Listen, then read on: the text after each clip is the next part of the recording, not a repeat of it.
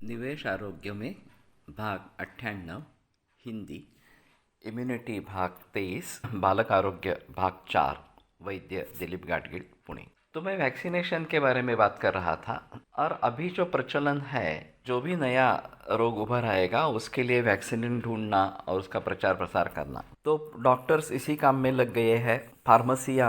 Pharmacy company इसी काम में जुड़ गई है। उनको तो इससे बहुत अच्छा मुनाफा मिलता है और आम जनता को उसके बारे में ज़्यादा कुछ पता नहीं है। डॉक्टर बताते हैं तो देना है, इस प्रकार से बात की जाती है। लेकिन हर रोग के लिए इस प्रकार से वैक्सीन ढूंढना इससे बेहतर है कि सभी रोगों के लिए एक जनरल प्रतिकार शक्ति निर्माण करना, कि जिससे कोई भी बीमारी न हो। यही बेहतर तरीका इस प्रकार का, यही वास्तव में हमारा धोरण होना चाहिए। किंतु फार्मेसी ड्रिवन रिसर्च ज़्यादा इस प्रकार का है, तो यही सिलसिला बरसों से चला आ रहा है। अब बात यह है कि अगर हम जनरल प्रतिकार शक्ति को बढ़ाना चाहते हैं तो उसमें पाबंदियां होती है, निर्बंध होते हैं, अच्छा खाना पीना होना है वगैरह वगैरह। इस प्रकार का मैं लाइफस्टाइल से जुड़ा इशू है और एलोपैथी वो देखने के लिए तैयार ही नहीं है कि लाइफस्टाइल क्या है, खाने पीने के बारे में क्या करना है, इसके बारे में कोई सोच ही नहीं है अभी इस प्रकार से। तो इसलिए ये समस्या निर्माण हो गई है।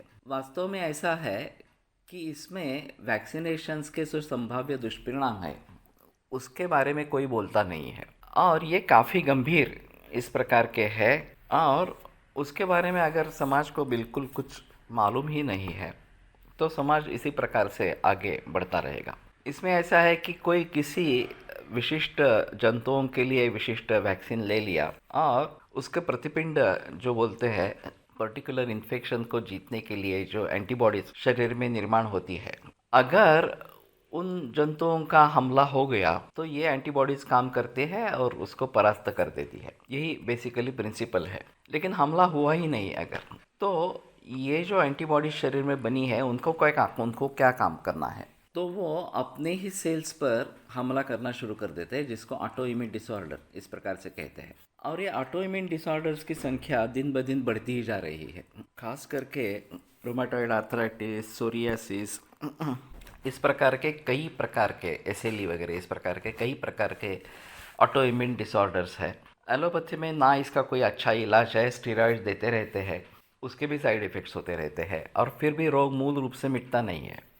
तो इस प्रकार से जाने से बेहतर है कि हम जनरल इम्यूनिटी पर ज़्यादा जिक्र करें। अमेरिका में ऐसा हुआ कि ये वैक्सीन देने से ऑटो इम्यून डिसऑर्डर हो गया, ये सिद्ध हो गया इस प्रकार का, और फिर कंपनी को कॉम्पेंसेशन देना पड़ा। तो अमेरिका में अभी परस्पर विरोधी इस प्रकार के दो गट है, एक वैक्सीनेशन के खिलाफ है, एक वैक्सीनेशन के बाजू में बोल रहे हैं। और वैक्सीनेशन वहाँ कंपलसरी नहीं है।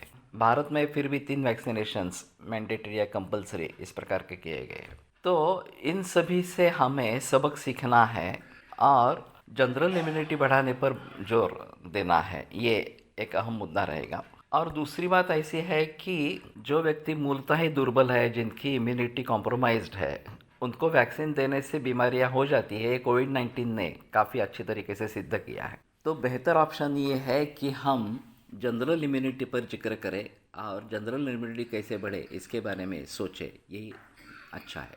आज चैत्र शुद्ध प्रतिपदा है, नववर्ष आरंभ है, तो सभी को शुभकामनाएं।